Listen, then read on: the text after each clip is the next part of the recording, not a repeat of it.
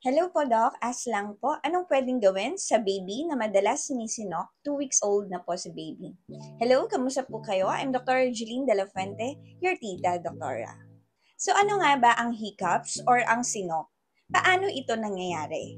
Ito ay resulta ng sudden involuntary contractions ng ating respiratory muscles, katulad ng diaphragm. Ang diaphragm ay nasa ilalim ng ating baga at ng mga intercostal muscles or yung mga muscles in between our ribs. Ang tunog ng sinok or yung hic ay nangyayari dahil sa sudden closure ng ating glottis or yung opening in between the vocal cords because of the contractions nga po ng respiratory muscles. Kadalasan ang pagsinok ay panandalian lamang at madali itong nagre-resolve. Pwedeng mangyari ito sa atin adults, sa mga bata, sa babies or infants, or even in utero, or ibig sabihin, even si baby ay nasa loob pa ng tiyan. Ang pagsinok or hiccups sa newborns or sa mga bagong panganak ay very normal and very common siya. It is harmless at maaari itong mag-resolve ng kusa. Hindi naman po natin kailangang ikabahala ang madalas na pagsinok ng bata. Ngunit meron tayong maaaring gawin kung paano mababawasan ang pagsinok sa baby. Pero bago yan, ano-ano nga ba ang posibleng mga dahilan kung bakit madalas ang sinok sa mga sanggol?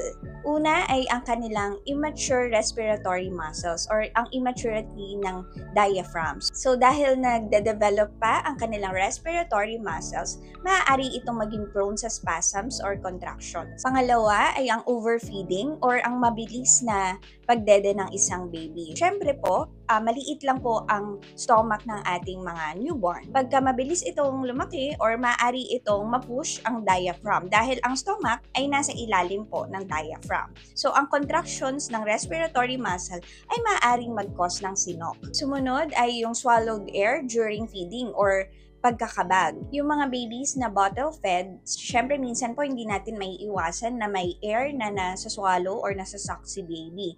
And even sa mga breastfeeding, kapag hindi po tama yung latching ni baby, maaari itong mag-cause ng kabag or hangin doon sa stomach na maaaring mag-push sa diaphragm ni baby at again mag-cause ng sinok. Other causes po ng sinok ay yung sudden temperature change sa room or even yung temperature ng gatas. Another less common cause ng sinok ay yung reflux or GER or gastroesophageal reflux. So again, sa baby kasi, hindi pa rin matured ang daanan ng kanilang pagkain or milk or yung mga sphincters sa upper and lower esophagus. So parang yung mga respiratory muscles nila, ito ay nagde-develop pa din. Ngayon, alam niyo na yung mga possible causes ng hiccups or sinok. Ngayon, pumunta naman tayo sa mga paraan kung paano ma-lessen or ma-prevent ang hiccups or sinok ni baby.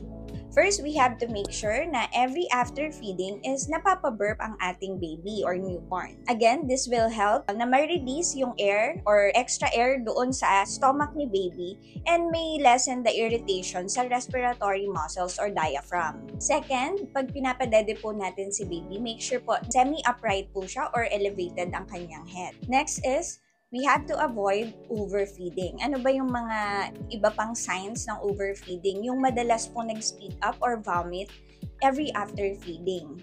We also have to check kung tama or good yung latching ni baby. Of course, a good latch may lessen the swallowed air sa stomach ni baby. Maaari din po tayong gumamit ng mga anti-colic bottles or slow feeding nipples para naman po ma-reduce yung air intake ni baby during feeding. Last po, pwede rin po natin bigyan ng pauses ang pagdede ni baby. Kasi sometimes, pag mabilis po silang dumede, mabilis din pong mapuno ang kanilang tiyan. Ayan, hopefully, itong mga prevention na to or ways how to lessen ang pagsinok sa baby ay makatulong sa inyo. Pero mga mommies, tandaan po natin na ang hiccups or ang sinok ay harmless naman at nangyayari ito talaga sa newborn. Huwag po nating ikabahala ang pagsinok ni baby unless nangyayari ito ng madalas at nagkukos ng distress kay baby.